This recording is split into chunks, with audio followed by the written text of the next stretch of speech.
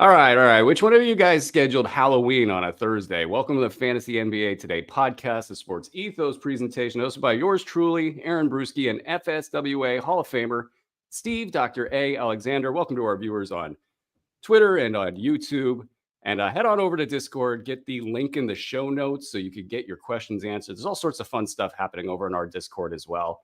And premium members, you guys get some perks over there. So get on into the Discord. And a real quick mention of our schedule. I think I butchered this in the last time we went live, but the way this is going, we're doing 2 episodes per day now on Fantasy NBA Today. We've got special segments, buy low, sell high. We'll be doing a week ahead show. So you guys can get prepared for your upcoming week. We'll be doing that a little bit early in the week. And then we have live shows every Monday, Wednesday, and Friday in the morning or noon on the East Coast. And then Doc and Rick will be doing Sports Ethos After Dark. Don't know if we have trademarked that, but it's on Mondays, Tuesdays, Wednesdays, and Thursdays. So try to get all of that squared away in your heads. And then let's quickly shout out our sponsors so we could get to all the fantasy news of the day. Basketball fans, it's that time of year again. The NBA is back from opening tip-off to buzzer beaters. This season, every game matters, as opposed to previous seasons. BetOnline has you covered with the best odds, biggest promos, and live in-game betting on all your favorite teams, along with every stat, matchup, breakdown, and live odds to bet on during the game. And it's not just the NBA. BetOnline has odds on everything from football to MLB playoffs, NHL, and political props. Head to the website today to get on the action with America's most trusted site for online wagering. BetOnline, the game starts here. Hello, Doc. How you doing? I am here. That's what I'm saying. I made it to the microphone. The big time. Barely. Yes. And I know you live in the mountains over there. And so what was the over-under on trick-or-treaters for you? Did you get one? 0. No, dude. I did. Case in point, nobody ever knocks on my door. I live in a hole on top of a mountain at the bottom of a very steep, dark driveway. So nobody ever comes. Nobody comes down here. Not one trick-or-treater. The bug exterminator guy just knocked on the door. And my 17-year-old son is home, and I thought we were getting robbed. He's like, Dad, there's somebody at the door. Like, he's just not used to anyone ever being on our property. So I thought we were getting robbed. And then I got down there and found out it was just the bug guy. Yeah, you know also does that? My dog. My dog acts like nobody's ever knocked at the door before. We had, 1,300 trick-or-treaters in our neighborhood last night. It's like a concert rock festival. I mean, you can basically get high walking the streets of our neighborhood. And it was a lot of fun. Some of the neighbors were kind enough to serve fireball shots. So the neighborhood got nice and toasty. And we just had a bunch of kids from the preschool over. So watching 4 and 5-year-olds hand out way too much candy to each trick-or-treater that came across. That was just a lot of fun keeping track of all of that. So I hope you guys had a fun and safe Halloween out there. It was a strange night in the NBA because of that. I mean, there was 4 games going on. I don't know who watched what. I actually did get a good amount of film time in. And we're going to go through those 4 games, and then we're going to look ahead to tonight's action, which is substantial, and maybe even look ahead to some of the weekend games. So let's start in Milwaukee. The Bucks really tumbling, and I kind of saw this coming. Memphis, they ain't been playing great, but they get the 122-99 win. I think Giannis probably dodges a bullet with some of this stuff because he had 37 points, 11 boards, 4 assists, and he got the steal and block. Is probably the most important thing since we've been tracking that. 77% from the field, 22 attempts, 37.5% from the line in 8 attempts. That's a little ugly there. But Damian Lillard, it's been okay for him until this game. And then Brook Lopez was a little bit of a no-show here. What's your concern level with this team right now? Fantasy-wise, I'm not really worried about it. I mean, Giannis is doing what he does. Now, granted, if you look at rankings, he's at like 180. And it's all because he's not stealing the ball, blocking the ball, and he's making like 3 out of every 8 free throws, which is horrific. And Brolo has been pretty good all year till last night. And Lillard's been fine. They just don't play defense. I mean, as a contender in the East, they just haven't been the same since Drew Holiday left. And, Dame doesn't play defense. So it's just is what it is. I mean, and here's the thing, though. They need to get it turned around and start winning games.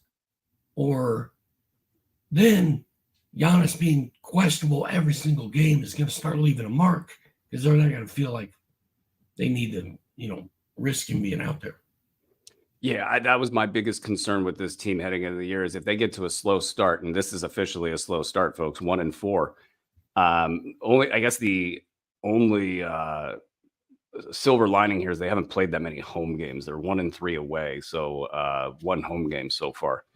But the slow start and the Doc Rivers stuff and just the question of whether Giannis will be with the team. I forget where they're playing tonight or over the weekend when their next game is, but I feel like teams are lining up to I saw some tampering stuff. I think teams are having Greek Heritage Night every time Giannis is in town or something. But where is Giannis going to play? Where is Giannis going to play? That's I think dogging this franchise. From questions about ownership and coaches and it just all the way down through the chain, it just hasn't felt right there. And it does feel like there could be an exodus on the way. So does that hit this year?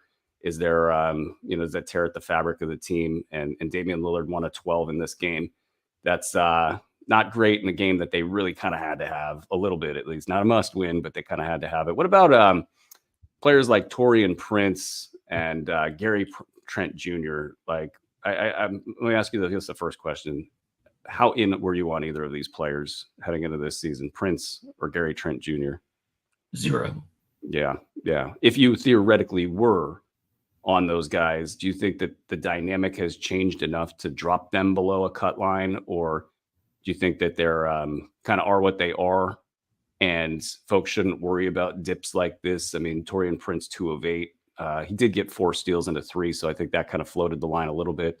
Trent, 0 for 7 from 3, 9 points in a typical kind of empty Gary Trent stat line. Is this bailout if you're in a deep league with these guys? I mean, it's hard. With the way things are going with this franchise, it's hard. I mean, Taurean Prince and Gary Trent could be very heavily involved in what's going on a month from now. Like, if the Bucks keep losing, those guys may end up, becoming the focal points. But for right now, I'm thinking, unless your league is super deep, you can find something better. Yeah, I kind of hate leading off with the Bucks because there's just not a lot cooking there. So let's get on to the Memphis side here. So Ja, kind of a get-right game, 26 points, 10 rebounds, 14 assists. He made 2 threes, a steal. He shot over 50%. Good free throw for last night. And then Santi Aldama, we'll get to him in a second. But how are you feeling about Ja? Like, does this game signal to Ja GMs that, hey, things are going to be pretty good this year? Or do we still need to see more from Ja? Well, I'm just still in shock that he got off to such a slow start. I thought he'd have so much pent-up energy and anger and revenge game that he would have come out of the gates absolutely on fire. So I was surprised about that. I'm not surprised he had a triple-double and a big game last night. He was due. I think the ultimate buy low moment on Ja, that window closed last night. Yeah. I wonder how much he took a basketball to the foot while he was kind of in not a full stride, but a pretty good stride during the preseason. And it just nicked his foot and it caused a little bit of an ankle issue. And I wonder if that sort of stopped all that momentum and they just kind of played it slow. They've been playing it slow with Jaren Jackson Jr. He had 0 steals, 0 blocks, 0 threes last night. Any concern level there? I mean, guys are going to have bad games. I'm not going to freak out after one game. All right. But who hasn't had any bad games is Santi Aldama. So yeah. what do I know? No, I mean, Well, let me ask you Triple about J just had off night. off night. I'm with you right now. I would like to see some consistency out of Jaren to kind of elevate him to the preseason, prognostications that a lot of folks had. As a late early round guy, third or fourth round kind of a guy. You can't have zeros across the board in those cash counting stats of the threes and the steals and the blocks. Santi Aldama, this has been one of the more fun things because so many of us have had Santi in the past on the back end of a roster. Just this at the beginning of last season when injury windows started opening up and he could have stepped through and he kind of didn't. And he's always just been on the fringe looking in. Now he's on the right side of the ledger, and another good one last night, 19-9 with a steal and a 3 and 4 of 4 from the foul line. Okay, is it going to be this? This is going to be his line the rest of the year, or is he going to be, say, top 100 the rest of the year? Should folks not drop Santi Aldama? I mean, you can't drop him right now. Now, if he goes into a 2-game funk, unlike Triple J, then you can probably think about moving on. But right now, Aldama is basically a must-play guy. Yeah. I mean, that seems to be pretty much where I would stand on it. I might even give him more than 2 games, but unlike you, I'm a little bit more patient with the players, and you're kind of turning and burning over there. What about Jalen Wells? That was a great 36-minute outburst, 16 points, 7 boards, 3 threes. Is this somebody you would take a chance on streaming in his next game? I might, but last night was a 122-99 dominant blowout. So the chances of Jalen Wells doing it again in the next one I would not say they're great. Some other interesting notes from this game. Jay Huff showed up wearing the Kyle Kuzma pink sleeves. You got a lot of pub for that. Not so much pub for the 4 points, 2 boards, and 1 block in 17 minutes. There was a lot of momentum for Jay Huff out in kind of the fantasy chatter space. And I know personally I wasn't ready to kind of uncork the champagne for Jay Huff's arrival in fantasy leagues or anything like that. This would probably take the momentum and keep it to much deeper leagues, 20, 30 team leagues. But are you getting any read that's different on the Jay Huff situation, or are you just not even there with the Jay Huff situation? I mean, he's intriguing. I'll keep an eye on him, but I haven't picked him up anywhere. I haven't put in for him. I haven't made a fab bid for him. I'm not right. I'm not fully on board the Jay Huff bandwagon. Whatever the Honda Civic wagon or something. I don't know. But what about Zach Edey? 10-8 with 1-1, a steal and a block. I saw a play where Ja probably could have taken it to the rim. And then he just was like, no, I'll throw it over to Zach here. And Zach caught the ball in the air and he dunked it. And he was getting a little fired up. Zach Edey was like, this was a moment for him. And I saw Ja kind of look at the rookie and smile and kind of think, this guy, what a rook we got here. Like maybe he was a little over exuberant and Ja this is like, a day that ends in Y for Ja. But this is a good thing. So what about folks? Do you think if Zach Edey was dropped, or if people were really down on Zach Edey coming into last night's game, does this signal something, or what do we got to do with this? I mean, who else is going to play center for that team? He's going to play, and there's going to be bumps in the road. There's going to be bad nights. There's going to be good ones. I'm hanging in there with Zach for at least. I'm going to give him 3 weeks. Look at you with the patience over there. You take the good, you take the bad, you wait for about a month, says Dr. A. I think that's Scott Pippen Jr. 16-3, 1 assist, 1 steal, 1 3, 5 of 5 from the foul line, 27 minutes. I'm ready to throw a do not drop on Scottie Pippen. Like I will. I mean, do not drop Scottie Pippen. I just think he's part of their plans. I think that he's the last man standing, and amongst a team known for injury crosses next to their names. I think even if they're healthy, his 20 minutes will probably be productive enough to have on the back of your bench. And then if this thing goes to hell for some reason, I think he's going to be outstanding, like kind of top 50 to 75 range. And I'm all about it. So do not drop is my word there. What do you think about Scott Pippen Jr.? Yeah, I mean, I feel like it's real. And the fact that Ja's been mostly healthy and played in all but one game, Pippen's been doing it almost every time out. So I do like Pippen right now. Do I trust him?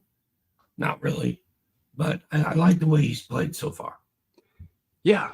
Let's spin over to an exciting game. I think it was exciting. It's the Rockets at the Mavs. Rockets take this one 108-102. And for my money, Jalen Green's the guy to watch in Houston right now. It's 23 points, 12 boards, 4 assists, 3 threes, 1 steal, 1 block. Free throw, not great, but whatever. Man, like, do you have any Jalen Green on squads? Is he going to go there first? I don't think I have any Jalen Green. I don't think I have any Jalen Green either.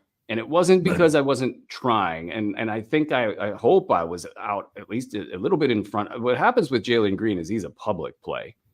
Like the public will beat you to this because they see the name Jalen Green. And this is the kind of play that they get right and that analysts are a little bit behind on. And I really do think that this play that you're seeing out of Jalen Green, it might even be surprising Houston a little bit. He is he took significant steps forward, and he was already a very good basketball player. I'm just curious what this is going to do with the rest of the squad. Fred VanVleet right now is ranking 116 and 8 cat per game. And it was another kind of dog of a game, 4 points, 2 of 13 shooting, 0 of 7 from the 3-point line. Not much elsewhere. No steals, no blocks, 39 minutes, a minus 12 in a game they won, in a game where Brooks, Şengün, Green, Eason, and Reed Shepherd in his 5 minutes were the positive plus minus guys for the Rockets last night. Are you I'm sensing a change in dynamic for this team. I don't know what it's going to manifest as, but do you think that Green is making the case to be kind of more of an alpha dog there and folks should be trying to buy in to Jalen Green? Or do you think this is the other thing where he's just riding high and somebody like Fred VanVleet's not going to go 0 for 7 forever and the tables are going to turn? Which way do you see that outcome? Jalen Green looks different to me this year. It reminds me of Anthony Edwards when he got hot last year and thought he was the best player on the floor, thinks he's the best player on the floor, carries himself that way. I watched Jalen Green last night, and he just looked different. Like, give me the ball and let me beat these guys. And that's exciting. Like, I think we should be all in on Jalen Green at this point. And I'm kind of sad I don't have him. Now, I was surprised that Fred VanVleet's numbers were as good as they were last year because they just had so many young guys that need the ball. And I just kind of thought Fred VanVleet would walk out there again this year and do the exact same thing again. But it really has not happened up to this point. I'm not going to write Fred VanVleet off. I think this is a great time to make an offer for Fred VanVleet. But, I mean, if Jalen Green's going to be different all year, it's going to hurt VanVleet. Yeah, well, let's ask the big question. Alperen Şengün ranking number 70 in 8 cat per game. Is this a buy low moment for Şengün? Last night, 17 points, 12 boards, 4 assists, 1 block. Okay, so he gets 1 block in the cash counting stats. 3 steals and blocks, just the 1 block, zeros everywhere else. 5 of 16 from the field, 7 of 9. So what's that, 77%? Come on, math, you can do it.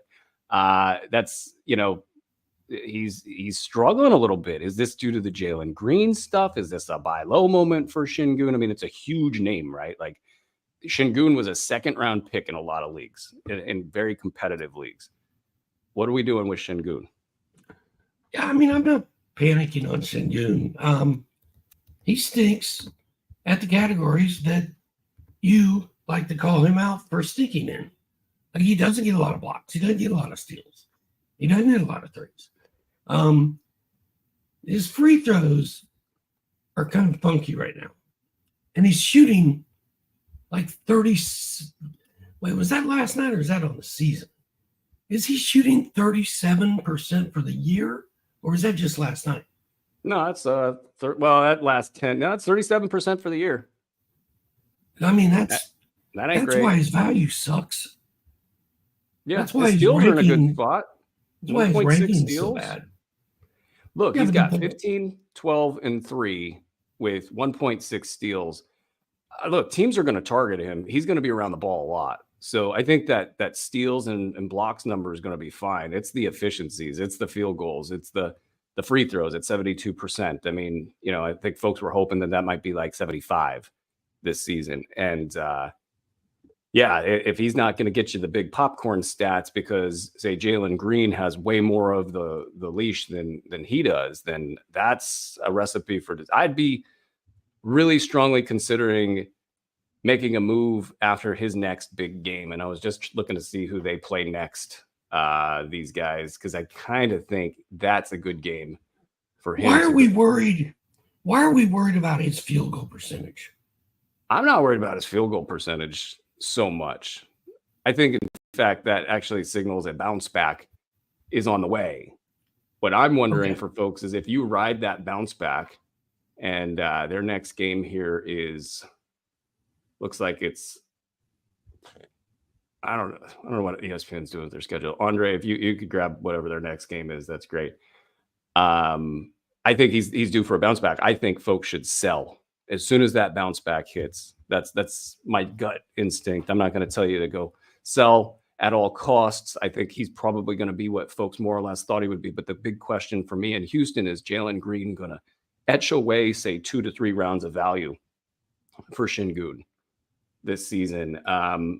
Anything else on Houston, Doc? If you got it, you say it. But I'm going to look over at that Dallas side. I don't see a ton here for us to go through. I do want to shout out Kyrie at 28 points, 8 boards, 7 assists, 5 threes. It's a great game there. Did anything else catch you on that Mavs side? Well, I still got a Rockets thing. Good. Let's hear it. Şengün shot 54% from the floor last year, 55% the year before. He's at 37. That's why his ranking's low. As soon as his shots start falling, which they're going to, he's going to be fine. I'm not looking to move Şengün, and I'm not panicking on Şengün. But I like the fact that you sort of are like, hey, it's as soon as he gets hot, move him. I'm just not there. As far as the Dallas side of this thing goes, Luka's shot is absolutely broken right now. I don't know what he's doing, but probably a good low moment on Luka Doncic as well. Yeah, something was not. I mean, I think Houston came into this game fired up, and I heard a couple other commentators on radio. I can't remember who. As I was navigating Halloween traffic, they felt the same way, and I kind of nodded in agreement that they were going to come in and play this one hard. And then they play the Warriors on Saturday, and depending on who the Warriors are going to match up with Şengün, he could snap a couple of them in half. And I think that that's going to be very interesting. It would be interesting to see if they put Dre on him, though. If they put Dre, but I think he can move Dre. So that's that. Look at PJ Washington. Look at PJ Washington's line. He's been on one a little bit lately. 6 points, 3 steals, 3 blocks, 9 boards. I mean, that's the 3 steals and the 3 blocks that we're looking at. I think he showed so much in the playoffs last year, and just being able to do so many different things. It was a real revelation of a season for him. The quickness that he had. A year to a year and a half prior, he was dealing with a hyperextended knee, and I kind of wonder if that put the last couple seasons into a little bit of a lull. Like he never looked that mobile in Charlotte, and then in Dallas he looked like a guard. I feel like Dallas has been so desperate for a power forward for like 3 years, ever since Kristaps left, and they're playing him tons of minutes, man. I'm kind of feeling PJ Washington right now. Yeah. I mean, I had a hard time pushing him up the ranks. I really wanted him higher. I just couldn't justify it amidst all of the players in Dallas. But as far as the player themselves, I just can't say enough about his ability to guard down into the guard range, but also play in the middle there. And otherwise, a soft line for a lot of guys on Dallas. So I would expect a bounce back for these guys. Some levels of breaking news here. I don't know how much surprise factor there is. We got Paul George fully practices today. Joel Embiid fully practiced today. Embiid said he won't play Saturday. I think the thinking there is that Embiid is actually going to be playing pretty soon. So like within the week, I think we're going to see Joel Embiid. So if you took the plunge, this story's far from over, but at least you're not getting slapped with like a month off at the beginning of the Joel Embiid saga. Paul George has been running stairs in full plain sight for quite a while now. So it's not shocking that he's very close. I don't know if we've got a green light on Paul George for this upcoming game, which I believe is Saturday. But those guys are getting close. And then Paolo Banchero, 4 to 6 weeks. That hit yesterday. Most of you guys definitely know that already. And that kind of rocked Orlando because he just got a 50-point game. He's their best player. And Doc, is anybody striking you as somebody to take a look at in light of that news? The Banchero? Yeah. What's that guy's name? Like Killingthorpe or something? Kilopowski? Killingthorpe. Yeah, that guy. You're talking about the Jazz. I'm talking about Banchero. Banchero plays for Orlando. Yeah, we're gonna rock Steve's world over here. Steve and I were joking before the show started that there were a couple of empty vessels over here. I think I woke up in the first 10 minutes of the show. Who on the Magic? Do you think like Tavius Caldwell-Pope? I don't even know who Paolo Banchero plays for. Apparently, Bruce. Yeah. Hold on. To a couple laps around the office. I wasn't ready for this question. But you know what? Kyle Filipowski for the Jazz is getting some noteworthiness in Utah. Didn't somebody get hurt in Utah? Oh yeah, well, they're all getting hurt. Yeah, they're all getting hurt in Utah. Utah's already started the tank fest. They're rip roaring ready to go in Utah. The thought of a Cooper flag, has Utah just rolling out the red carpet, letting Keontae George take 16 shots a game without any care at all. I don't see a Filipowski in Orlando, like Jet Howard, maybe. Franz Wagner's gonna be leaned on pretty heavily. Yeah, I think and KCP might wake up. And it's not been great, but I wonder if Anthony Black gets on the radar there.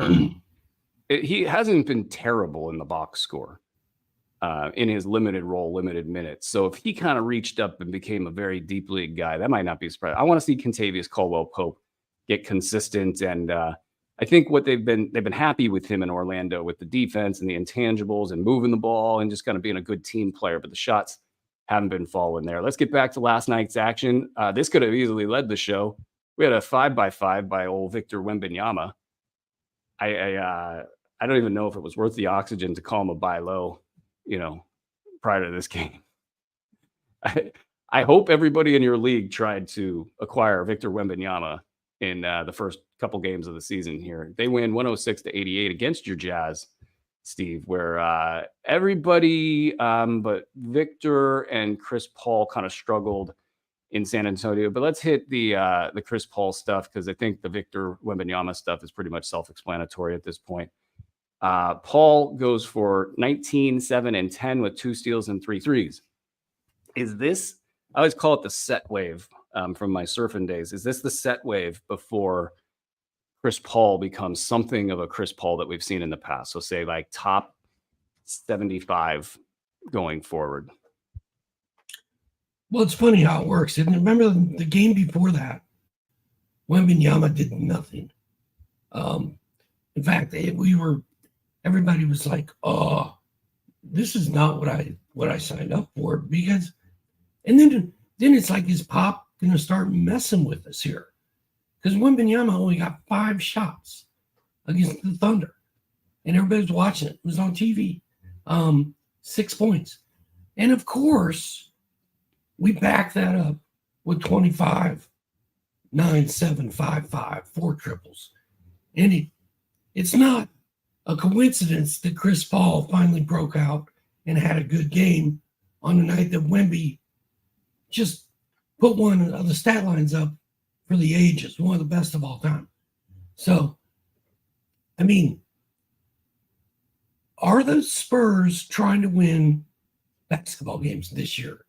I don't know. I still don't know the answer. But if they do, it better feature Chris Paul throwing it to Victor Wembanyama a lot. And if that happens, Paul's going to do this, twice a week. I'm going to guess your answer is hang on. I think some people, yeah. But you could theoretically I could point to, hey, look, Dr. A loves Chris Paul. And the people in your league are watching Dr. A and they're saying, hey, maybe we should hang on to Chris Paul. Now you've got Chris Paul and you're like, I don't know. Do you think that you should sell Chris Paul now while this we're 5 games into the season?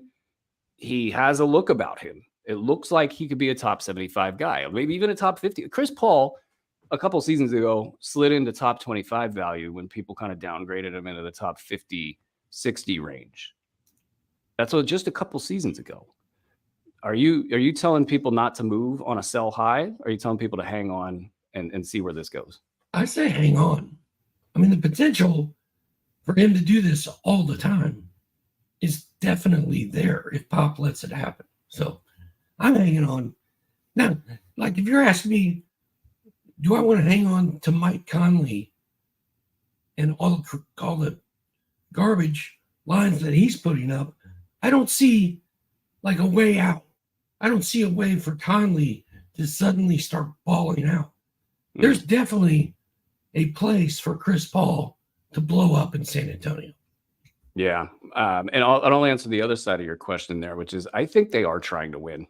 Like maybe this changes at some point in time, but I think at this point in time, like if they were sitting at the table over the coaches and the management, everybody's talking about this, I think they're probably like 2/3 or 3/4, let's win, with the other side being like, maybe we'll hold it back a little bit. So I think it's mostly let's win.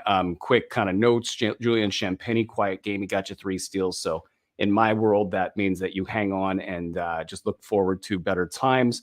A big, heavy dose of Wembanyama and Chris Paul. Yes, that could happen a lot going forward, but I'm personally holding there. Jeremy Sohan, 11 points, 2 steals, 1 block, 1 3.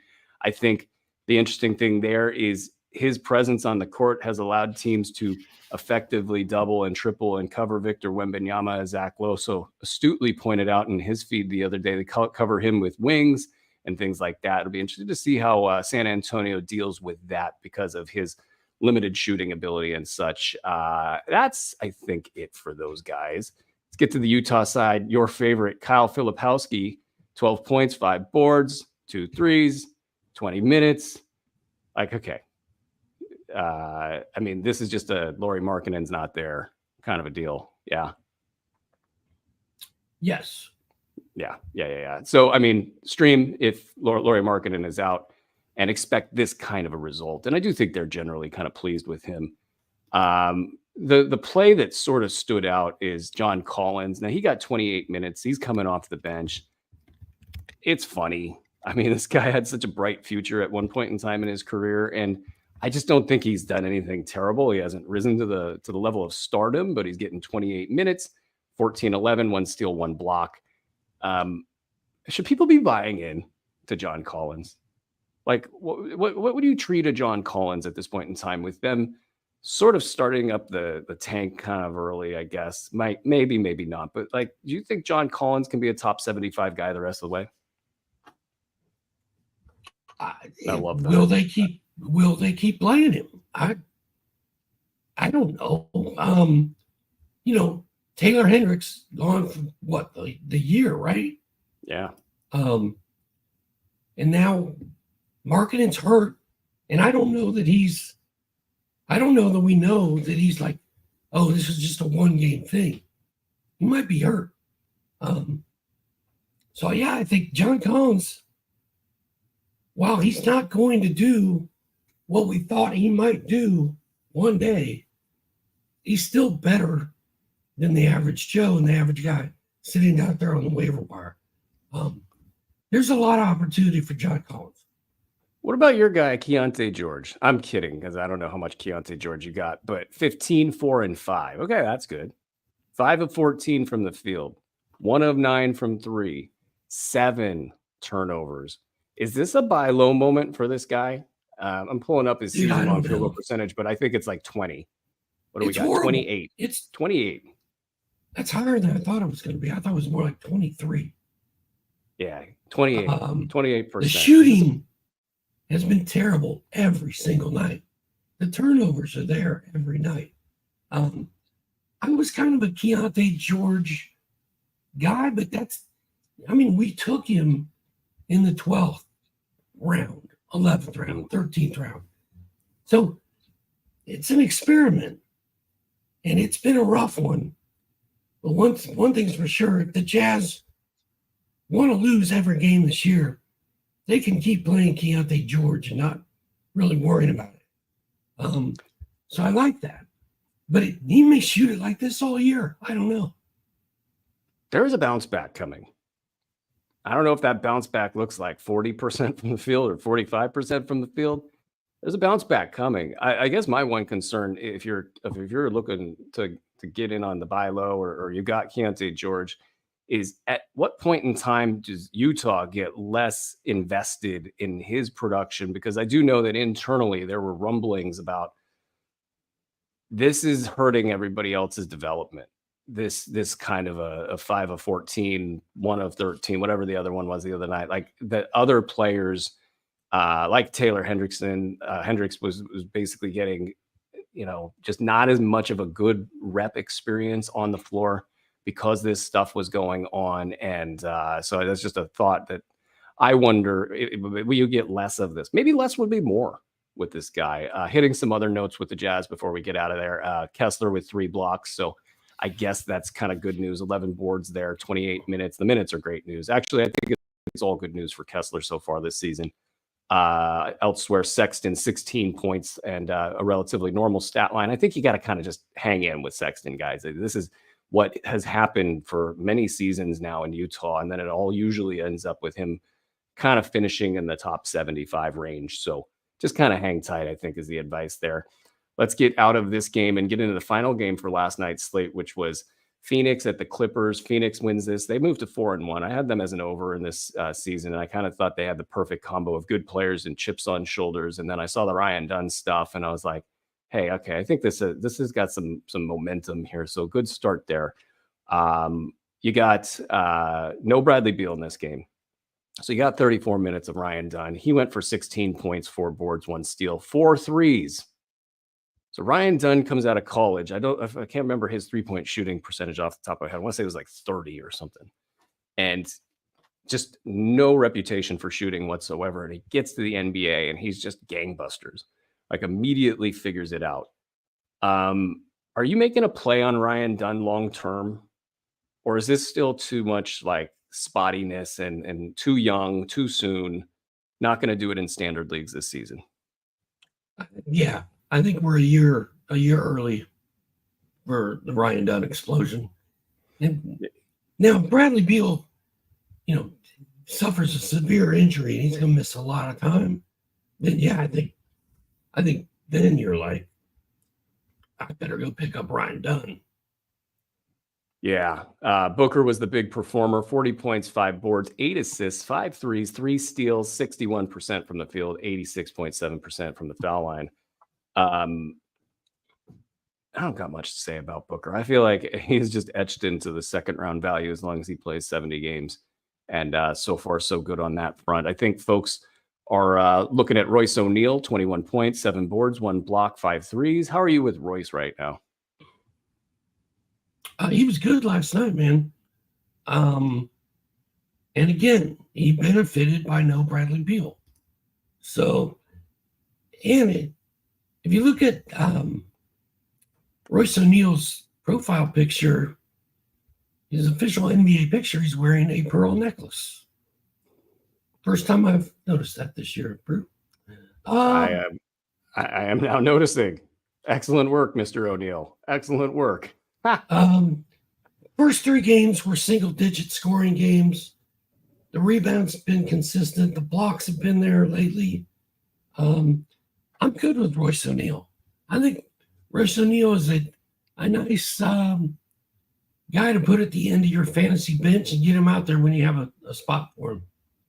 Yeah, the one interesting thing, I know folks will probably want to ask me personally, because I had Grayson Allen ranked very high in the B150, and I wouldn't change that, with the exception of I might make a little bit of an adjustment, knowing that he had his first kid, the Achilles stuff, and even just watching. Actually, the game's on right here in the background. I've been watching a little bit here on the replay. I think with him, he's got 4 steals. So, I mean, yay. 19 minutes, 1 of 8 shooting.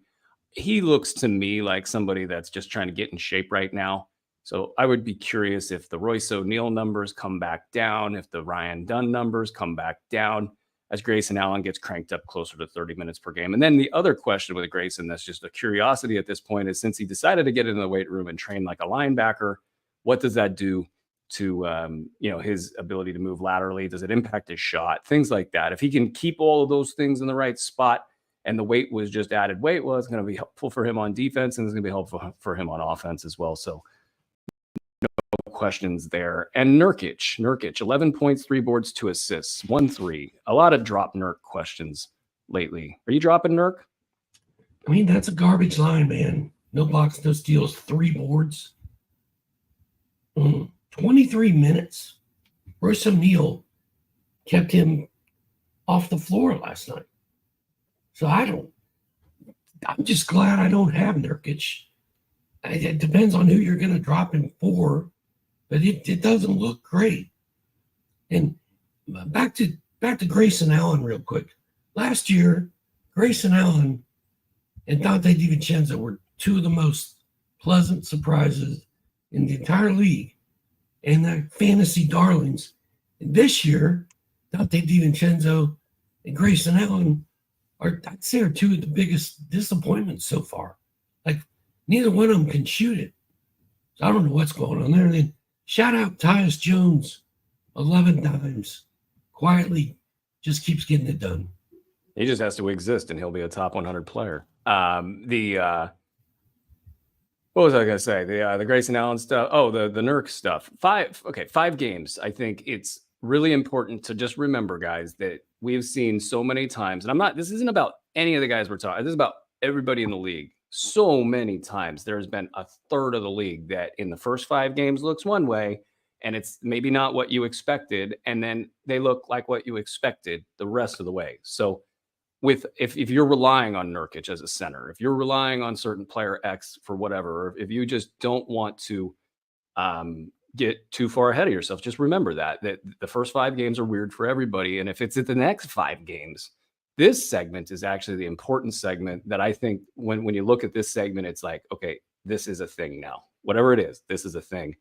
So just keep that in mind with your ad drop stuff. Nurk is getting a lot of drop questions. I don't have him anywhere. If I had him somewhere, I would say give it a 6th or a 7th game and just see if maybe he can get acclimated a little bit better than he has been. On the Clippers side, more fun for Ivica Zubac, 22 and 12 with the steal. Not great elsewhere, so, whatever. But James Harden, 25, 10, and 13, 2 steals, 2 blocks, 3 trays. I think a lot of folks are just happy that they've got James Harden wherever they got him. I think the question for me out of this is Chris Dunn, because I like to get into the niche part of the back ends of the rosters and try to figure out where can we get value in these deeper leagues. He got 24 minutes in the last game, 6 points, 4 rebounds, 2 assists, 2 threes. So no steals, no blocks, but that's the kind of thing that we know he's capable of on a nightly basis. Are you buying into any of this Chris Dunn stuff, or does it still have to be a much deeper league for you to care? I mean, he scored 6 or fewer points in 4 of his 5 games. He's played less than 20 minutes or less in 3 of them. I need more. I need to understand his role with the team better than I do. Because right now, I can't really figure out how many minutes he's going to play every night.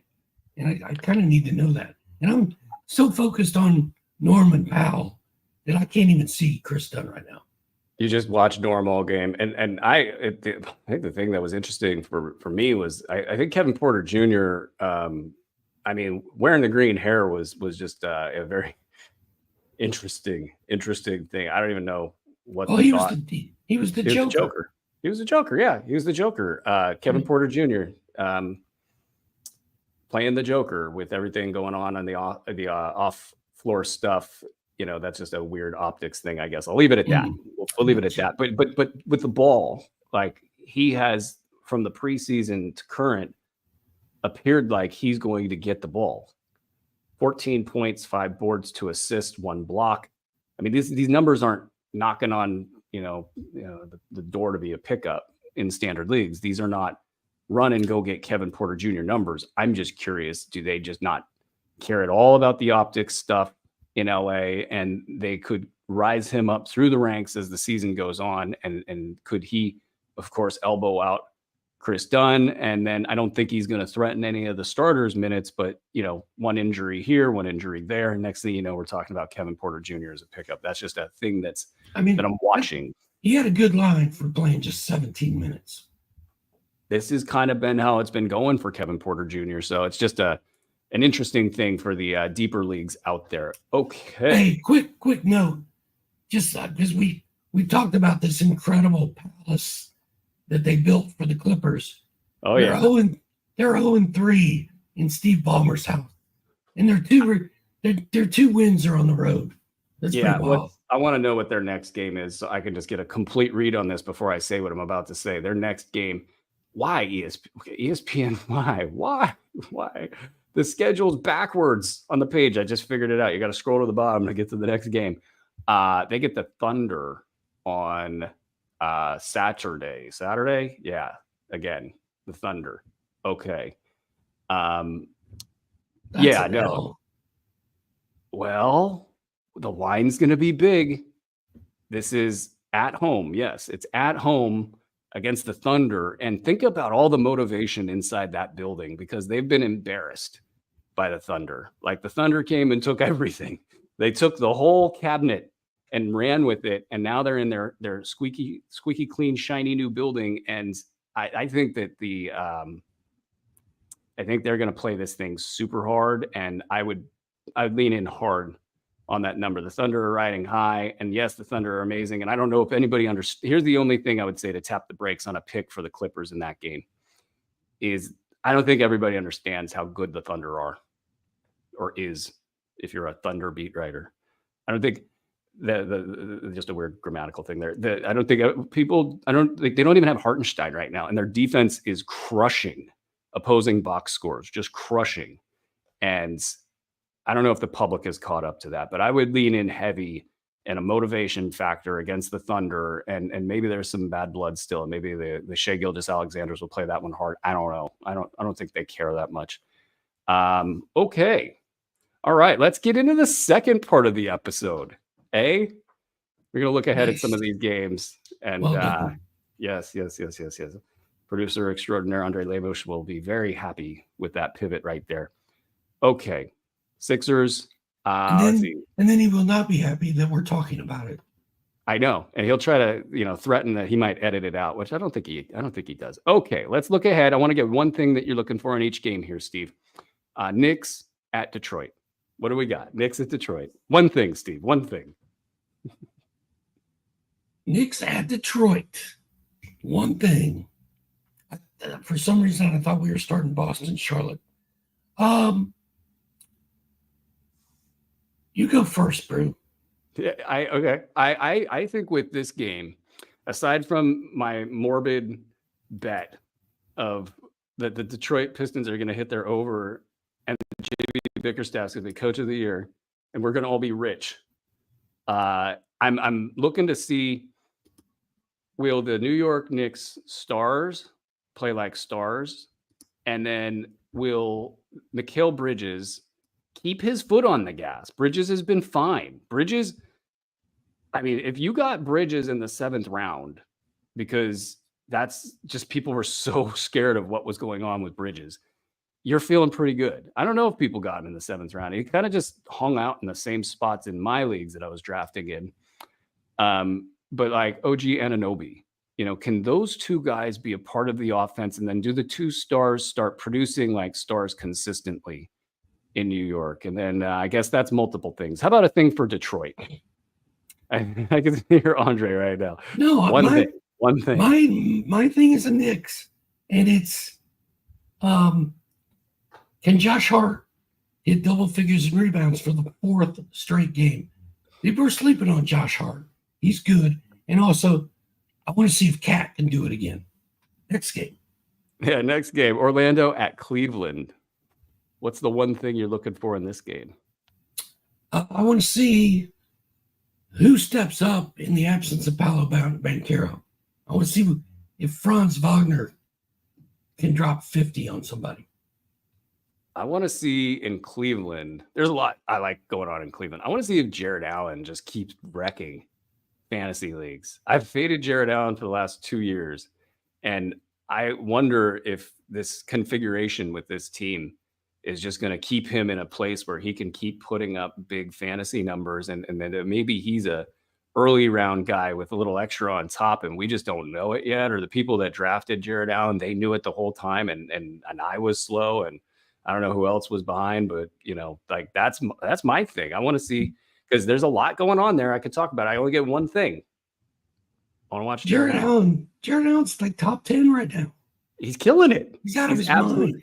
My theory there is that they're so good, and shout out to Cleveland for keeping it together, and Donovan Mitchell and Darius Garland. Okay, now we're in 3 things, 4 things, 5 things, but like they're so good that Jared Allen's reaping the benefits.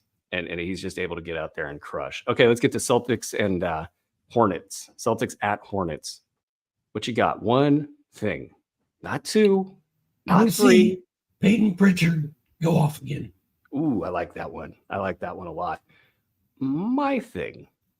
I want to see, can Trey Mann keep it going? Trey Mann's just been cruising.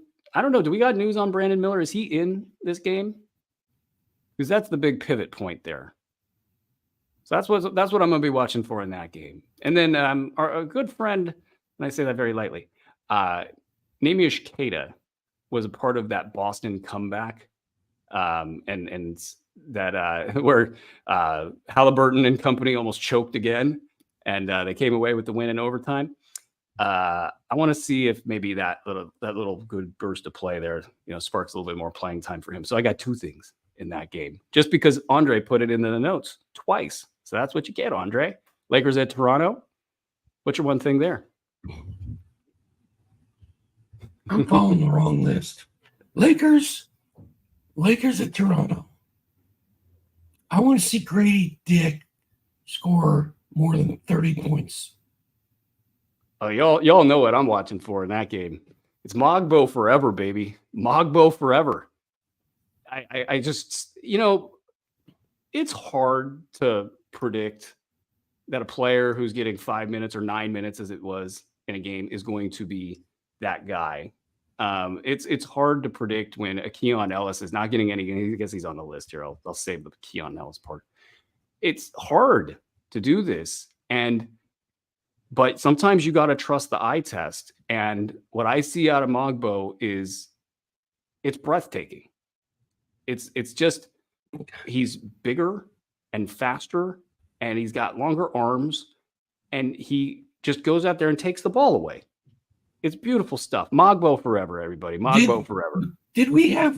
Was breathtaking the word of the day, or did you just pull that out? Did I miss the memo? No, you didn't. I just pulled that out of thin air, because it is breathtaking. Like go watch it.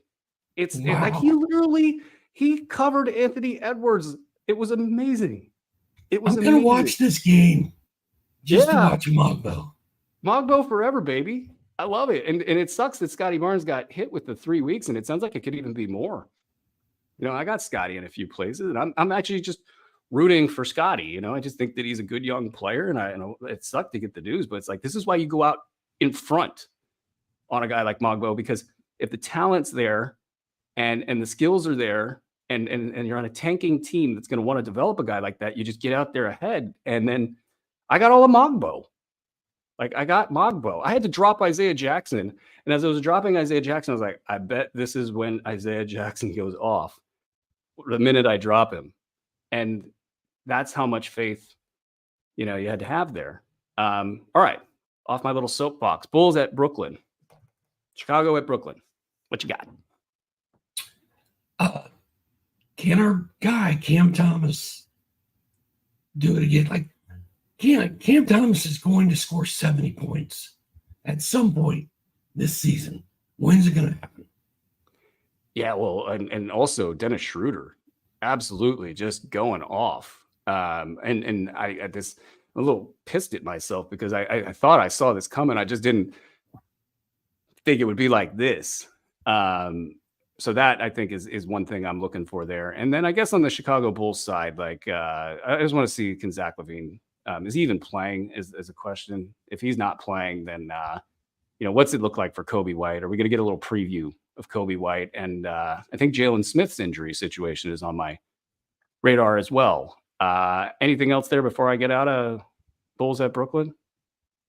All right, Kings in Atlanta, your neck of the woods. The Kings are in town. You gonna go watch the game? I don't know. I haven't decided yet. You go call up Bob and see if you can get some. I'm not going down there. I'll tell you that. That devil is in the details. That traffic is something else there in Atlanta. Well, dude, for me to go to Atlanta and see a game, it's like 8 hours, 9 hours. An ordeal. It's an ordeal. Not to go watch Keon Ellis? That's not going to get you out of your seat? No, it's not. I don't find him to be breathtaking. Oh. I might never bounce back from that one. Jalen Johnson, 21-17, 3 steals his last game. 29-12, 7, a steal and a block the game before that, both against Washington. I want to see him keep doing that against a team that's not Washington, which would be the Kings. Yeah, I mean, the injury bug striking Atlanta really quick, really fast. I'm watching to see Onyeka Okongwu. A little bit out of self-interest there. I don't have a ton of Okongwu, but just to see, like, last game, 2 points, 3 boards, 2 assists coming off some injury rest, like red flag central against a bad Washington Wizards team that's 2-2 than the Washington Wizards. Risa Shea, of course, a steal and 2 blocks in the last game, 17-6. Look, 2 threes as well. If this is going to be the future, because Bogdan Bogdanovic is out for a bit, and other guys could come in and out of the lineup, and all of a sudden their number 1 overall draft pick needs 35 minutes per game. Hey, maybe this is the last set wave for Risa Shea, and then he just cruises as at least the late round value going forward. Maybe that's the case. Maybe there's a little bit of upside beyond that. Maybe he's going to be a top 100 guy. You looking at David Roddy at all? Like, would you stream a David Roddy? No. No? Okay. I'm just checking. 17 points, 2 steals, 1 3, 6 of 6 from the foul line in the last one with them all banged up. Of course, I'm looking at Keon Ellis. Look at the eyebrows are raised. I don't know. I don't trust it enough to do it. Yeah, I don't think I'm there either. But I love watching David Roddy play. It's like, I don't know. He's bigger than a tight end. He's like a lineman, a defensive end out there just playing basketball. It's great stuff. Keon Ellis, look, guys, okay, if I like the Mogbo film, I like the Keon Ellis film, maybe even more. Keon shut down entire halves of the court. He played extraordinarily well. I mean, talking like per minute highlights off the chart. I think that they're just going to keep him in this low minute range. Again, I said 20 games at the start of the season and then reap the benefits. And I think that's kind of the schedule we're on. But he did enough in that last game to really impress the crap out of everybody in Sacramento, and hopefully the front office and the coaching staff. So he and Kevin Huerter can just sort of coexist together, and Huerter at 25 minutes plus, Keon at 20 minutes plus at this stage of the season. And then eventually Keon Ellis, I think, plays 25, 30 minutes for this squad as they realize that Keon plus the core equals a top 4 team in the West. And if you could be a top 4 team in the West, maybe you have a puncher's chance at doing something, and maybe a puncher's chance at doing something with the big Domantas Sabonis bet that they made many years back. Okay. Pacers. Speaking of the other half of that bet, that's kind of a little iffy right now. Tyrese Halliburton, New Orleans Pelicans, just iffy as a squad. What are you watching in that game? Tyrese, I have a new column. It just came up on ESPN this morning called Risers and Fallers. Every week I take a look at risers and fallers. And Tyrese Halliburton is a faller. And he's been falling since the All-Star game last year. I don't know what's going on. I don't know, man. He needs a get-right game like John Morant had last night. Oh, yeah. Yeah, I think the confidence is down. And I've seen this from him before. It's usually, I think, the cap on a confidence issue for Halliburton is like 5 games. We're at 5 games. I don't think the confidence is going to go away for that guy. Just knowing him, his constitution, where he's from, kind of like everything about him, he is streaky. I don't think he's going to stop shooting. And I don't think he's forgotten how to shoot. And I don't think that team is going to go away from him long term. But it is tough sledding for him right now. And the New Orleans side, I don't know. I don't know. I just don't know. I mean, I know, but I just don't know. That they're just so Zion driven, and like it's going to be Zion this, Zion that. I don't know. We'll see. It's all the same stuff we said in the past. Let's get to Denver and Minnesota. What are you looking for in this game? This is a big game. CJ and Herb Jones are out for New Orleans, so it looks like Jordan Hawkins is kind of iffy, but I hope Hawkins plays because he's got a huge opportunity tonight. If he's playing, I'm going to have him at DFS. I shouldn't have been that dismissive. I just am so kind of bored with what New Orleans is all about. Like, I want to see Trey Murphy play, and I want to see Herbert Jones get healthy, and I want to see, Jose Alvarado, if he's playing in this one, like he's definitely a good player to fire up in a stream. It's going to be and again, I shouldn't have sold it this short. This is going to possibly be a very big stat game. Indiana has a run and gun offense. New Orleans can put some stats up in a hurry. It's just what's up at the top is what gets me irked, I think, with that squad. But let's talk about the big game, Denver at Minnesota. This is a huge rematch. Do you think, you got Denver that's a little bit, they've been maybe circled this game and didn't, get up for any of the games prior to that. What are you looking for in this game? I want to see Christian Brown keep it going. I like him.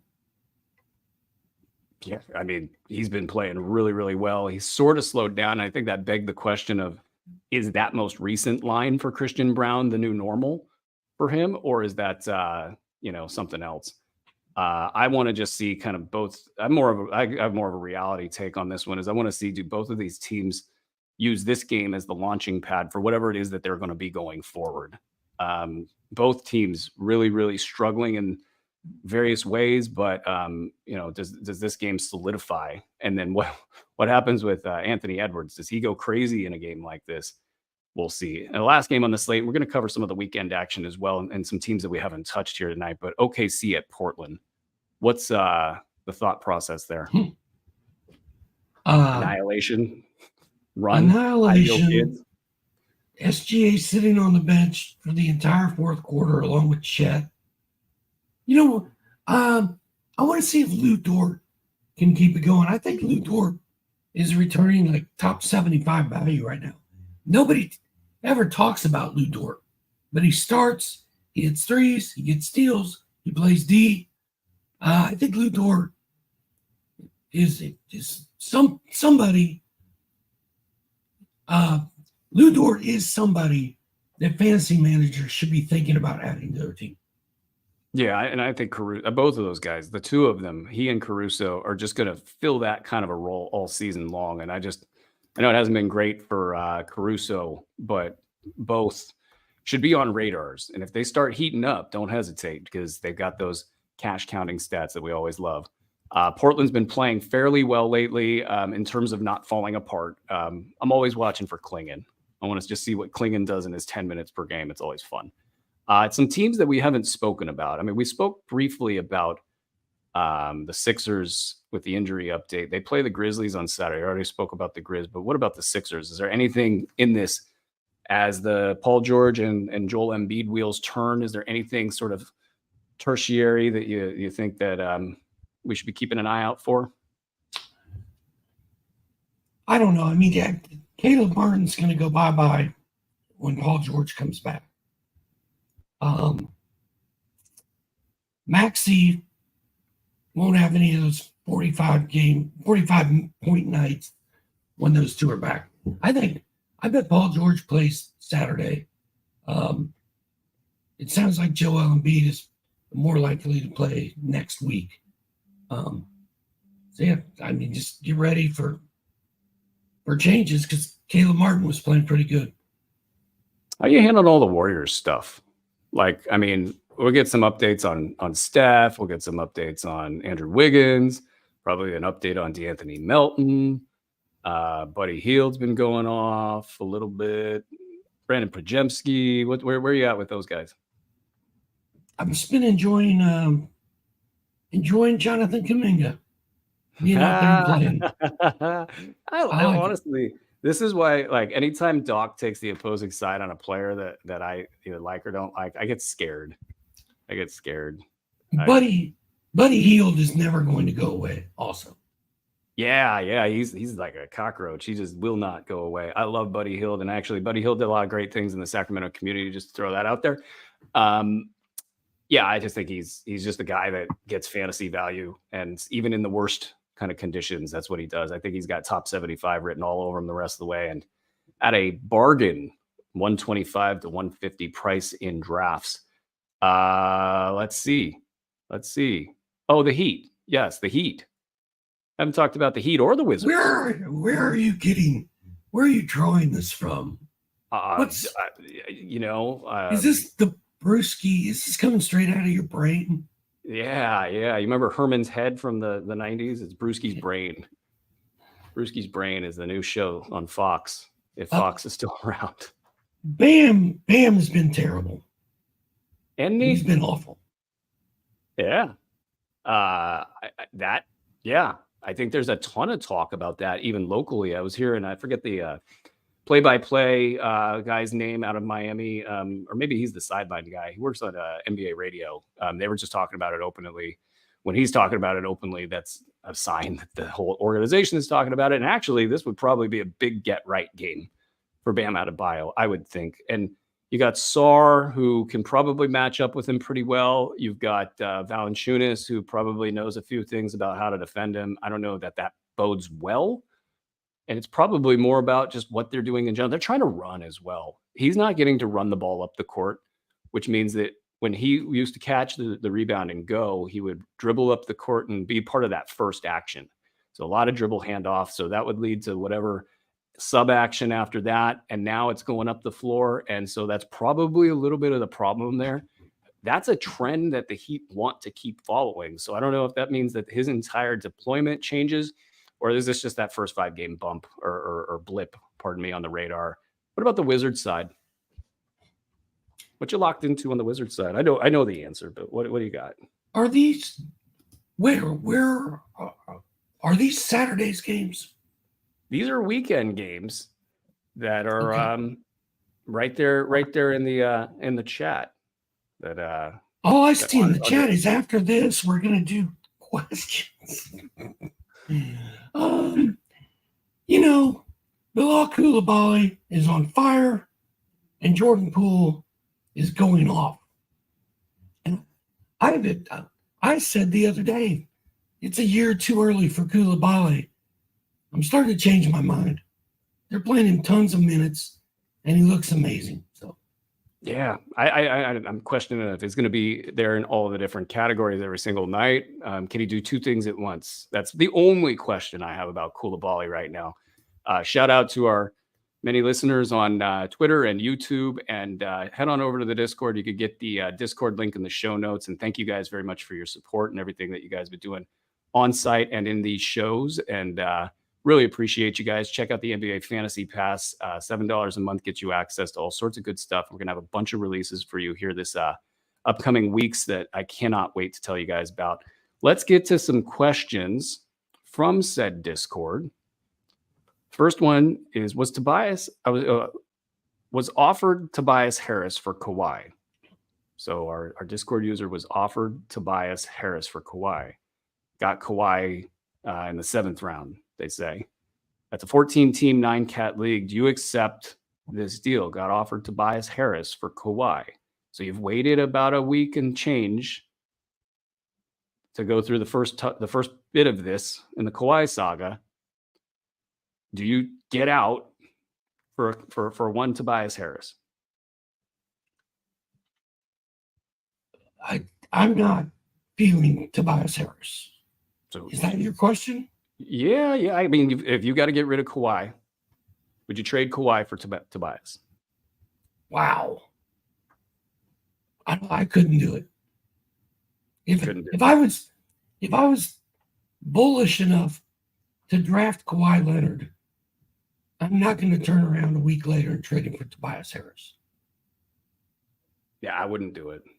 I just want to see what it is. I just, like, even if it's like the sad clown, or sad trumpet sound, like, I'll be the clown. I don't care. I want to see what's at the end of the rainbow.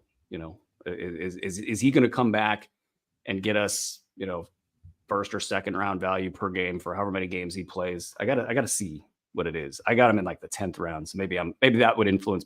If I picked him in the 7th round and I just wanted out, I think Tobias Harris is probably a fine return to get out.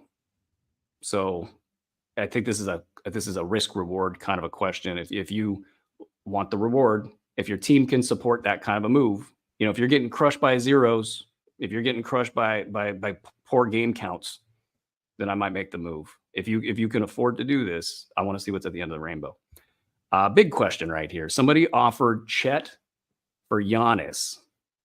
Chet for Giannis. Which side of the deal do you like? Mm-hmm. Well, I'm more of a Chet guy than a Giannis guy. Giannis drafted in the top 10.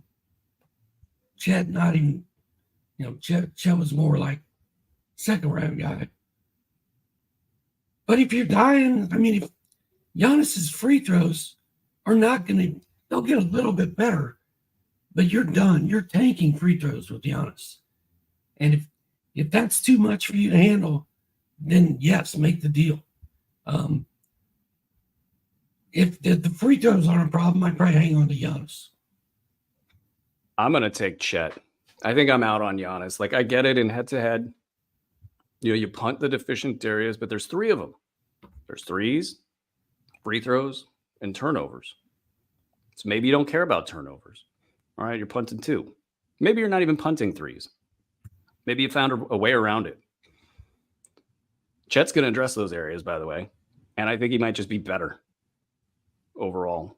And I think Giannis has a lot of question marks, like I said at the top of the show, like what's going on? Does he start protecting that knee, thinking about life after Milwaukee? Chet's all about right now. I'm going to go for Chet. All right, looks like we might have some live questions from YouTube. The Cousins, 9855, with that happy family right there in the picture. I have my last pick to use for picking players on the waiver wire. Should I use it to pick up Anthony Black? I'm guessing this is his last pick this week. To pick a streamer.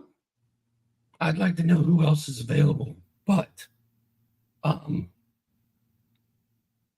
Anthony Black's going to play a little bit more and have the ball in his hands a little bit more with no Paolo. So, without knowing any more details than that, I'm going to say maybe it might be worth it. I'll try to give a little flavor here. I think if you're looking in this kind of a range of players, I do think it's okay. I mean, quickly, I'll try to surf to the Orlando schedule just to make sure that they got 2 games here the rest of the way. I'm going to assume they do. I see Orlando right here, and I don't want to disparage ESPN because I actually really like the ESPN crew and everything that they do over there. But I'm seeing looks like they play the Cavs tonight, and then they play on Sunday the Mavs. So you will get the two. You'll get the two games out of them. So I'm okay. I'm green lighting your move here. This is a very sneaky, creative move, and it's not something that a lot of people are going to do, but I'm green lighting it, and I think that's great. Joseph Kim asks, which is the better injury replacement pickup? The breathtaking Jonathan Mogbo or the aforementioned Anthony Black? What you got, Doc? Everybody knows my answer. What's yours? I mean, if I don't say Mogbo, do I get fired? I don't know. You got to find out. No, I'm Mogbo. You're Mogbo? Yeah. Are you really Mogbo? I don't want to get fired. I'm Mogbo. I don't sign the checks. I can't use my hands. I told you I'm watching this game tonight, specifically to watch the breathtaking Mogbo play basketball. Forever Mogbo, everybody. It's Mogbo. It's Mogbo. Carl Beherin, is OG droppable right now? Ooh, boy. That's a good look. I respect the question, but that's breathtaking right there. It is breathtaking. Who's he going to pick up? That's also an important piece of this puzzle. But is he droppable as a concept? Like, let's go 12. Let's make it 10 team standard leagues. 9 cat head to head where he's got a little bit of an edge because of the low turnovers. We're 5 games in, man. I can't do it. You can't do it. I'm going to say you can't do it. You can't do it because they need those two, Bridges and Anunoby, to be good. It's a part of this. They have to be good. And I think no matter what, because of that need, he will stay above the cut line. Lester asks, is Bogey a hold in 12-team roto leagues? I only have one IL. Already got Scotty and Trey Murphy, so he's hurting. There's too many guys on the bench, it seems like. Is Bogey a hold with this knee thing keeping him out about 4 weeks? I told you as soon as he got hurt, I cut him. I didn't even know. But you're ruthless. You're ruthless, Doc. That's a 12-team league. So I'm moving on. Especially, you already got people on your injured list. And it's a roto league, so it's different. Maybe you can survive with a guy out for 4 to 6. I'm dropping and moving on. Look, if you're sitting there and you've got other bad situations on your roster, and those bad situations are now in your starting lineup because of all of this injured stuff, yeah, I think there's at least a little bit of a pretext there. I'll give you this. He's going to get top 75 value when he's on the floor. So if he's out, that amount of time and you sort of kind of straight line that over the rest of the season, maybe his value is at about the 100 to be nice and 125 range if he plays all the rest of his games. So maybe you do look at that and you say, hey, you know what? The juice is not worth the squeeze right here, and you make the move. But if you got the ability to put people into those roster spots, your active lineup, and it's okay, try to hang on there. Fahad asks, Jeremy Sohan over Kyle Kuzma because of injuries? ? You got Sohan over Kuzma because of the injuries. Herb Jones out 2 to 4 weeks. That's breaking news. Yeah. That's time. I like Kuzma. I'm not too scared of Kuz getting hurt. I'm more worried about Kuz hurting other people. Why you gotta bring that up? The PTSD still kicking there. I'm not a big Kuzma guy at all. Just Sohan can disappear in an instant, and that to me, I don't think that he rises to the threshold of getting rid of Kyle Kuzma over that. We got other questions? Was that it? We got more? Daniel Paisley, Wendell Carter Jr. or Hawkins? What you got? I'm a Hawkins guy. Speaking of Hawkins, CJ McCollum out 2 to 3 weeks. 2 to 3 weeks. 2 to 3 weeks. That means 2 to 3 weeks of Jordan Hawkins. Yeah. Hawkins is, when he's got the ball in his hands, he's going to get value. Like that's, I think, the bottom line. So he's probably got about 2 to 3 weeks of value right there. And I would ride that because Wendell Carter Jr.'s got enough challenges going on in Orlando. So I would ride the Hawkins wave. Okay, Mr. 101, Mike says, would you drop Hunter for Royce O'Neal? I like it. Give me that hot hand. Yep. I think it's going to be rough going for Hunter, even within the industry or the injury construct going on in Atlanta, where he might theoretically have more time. Let's give me Royce O'Neal, and we'll keep it moving. JDW, is Toppin a good pickup for tonight? A lot of respect for the shorthand here. Obi Toppin against the Pelicans, who are banged up. Toppin, sometimes he's so unpredictable, man. Sometimes he gets minutes and does a lot with them, and other times he's just invisible. I think it's is this a good night? Is this the right night to play Obi Toppin? Yeah, I kind of, because he's been a little bit under the radar, I think this is the night. Yeah, I'm within the construct of what you're doing. I'm good with it. Scott Foster fan 101 says Maxey or Fred VanVleet and Suggs. This looks like a trade question. 9-cat head to head. It's an interesting one. If you need depth, that improves your depth. If you don't need depth and you just want the best player, then go get Maxey. I can see it. It seems like a pretty fair trade. Suggs is going off, man. Suggs is good. Like, Suggs is starting to fall into that category of we don't know what we don't know. Andre's keeping it moving. I'm in the Fred VanVleet side could pay off on its own. I like the Fred VanVleet Suggs side, even though I'm having a hard time parting with Maxey. I like that side. Another question: what's the least you'd take for Kawhi right now? Honestly, I don't know what the hell this is. This is WD-40. What is this? This is what I would give up for Kawhi Leonard. Wow. You'd give up a can of WD-40? That stuff does everything. That's it. Like it polishes metal. That's as much as I would pay. It removes the squeaky wheels. It does all sorts of things. I think that Tobias Harris was actually from earlier was really you got to get. I mean, you rostered him, you picked him. Where you picked him is probably somewhat part of this discussion, but okay, if it works, second round value, just kind of put it there. If it works on a per game basis, mind you, you're going to have to navigate that wave. So if it's a situation where you can't navigate that wave, second round value, and the kind of games off scenario that we're going to likely look at with him is going to be more of a top 50 guy, more of a top 60 guy, if all goes well. So in those scenarios, I think the WD-40 becomes much more applicable here. If you can manage this, I think the bottom of where you want to go is something in the top 75 range, because you just don't get access to top second, third round players on a per game basis. You just don't. It doesn't come onto your waiver wire. Imagine him coming onto the waiver wire and what you would do to get him. So that's the question there. And I think Tobias Harris is instrumental in explaining where I would go. Keegan Murray or Grady Dick? As a question between the two? No, I mean, would you give up Kawhi for one of those guys? I would not give up Kawhi, or I would not give up Keegan Murray for Kawhi. I would give up Grady Dick for Kawhi, because we got to see more across the board value for Grady Dick.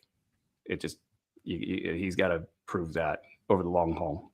Daniel Paisley asks, Messi or Magbo in keepers? I love this question. What you got, Steve? Your entire paycheck's on the line. Ooh, I do like me some Yves Messi. I think I'm going with Messi. Yeah. No, it's a good question, and I think Messi's got a lot of good upside in this league. I'm personally going to go with Magbo. Just seen too much. Can't get off that bet. It's a very valid question here, and taking Messi definitely is. It seems like where the odds would be in Messi's favor. But I like to play against those odds. Mr. 101, Mike, should I pick up Jose Alvarado 9-cat 16 team? 16 teams, I think you can, especially with McCollum being gone for a while. And so far, it's been the Jordan Hawkins show, kind of, but Alvarado's going to play. He's going to get minutes. He's going to get a bunch of steals. I like it. Yeah. Alvarado, man, I wish that he could be more healthy because he's got stat set. He produces when he plays. I mean, he could pop off for 40, in a given night. And when he goes off, New Orleans goes off. I like it. Pick him up. Absolutely. Daniel Paisley, huge shout out to Dr. A for 1, being awesome, 2, fighting through the voice struggles, and it's been an honor to be graced with your presence, Mr. Bruski. Well, Daniel Paisley's now my favorite person. Wow, that was sweet. Thanks, man. Yeah, seriously, all kidding. And honestly, you're fighting through it, Steve. It's inspirational to work next to somebody that's fighting through it, that's pushing, that's trying to get it done. And it helps me get through the day because sometimes I'm not able to get through the day myself with my own struggles with TOS. But it is it's good. When people put it on the line and they push through it, it's good. All right. I think that's going to do it for this show. Thank you all. It's a big crowd here today. It's a big crowd today, and we are honored by your presence. There will be it's no Ethos After Dark tonight, so that's a little bit disappointing. And I missed the last show, and I'm very disappointed about that. But we'll keep going. We'll have another episode tomorrow over the weekend. I believe Panda's in the house. That's always a great episode. One of the smartest basketball people that I know. Great Mike Passador. And then we will be back onto that show schedule that I mentioned earlier at the top. And I don't even want to talk about it because I think I nailed it. I don't want to mess up the landing there. And that will do it for us, folks. This has been Fantasy NBA Today, presented by Bet Online, a Sports Ethos presentation. Until next time, ladies and gentlemen, be well.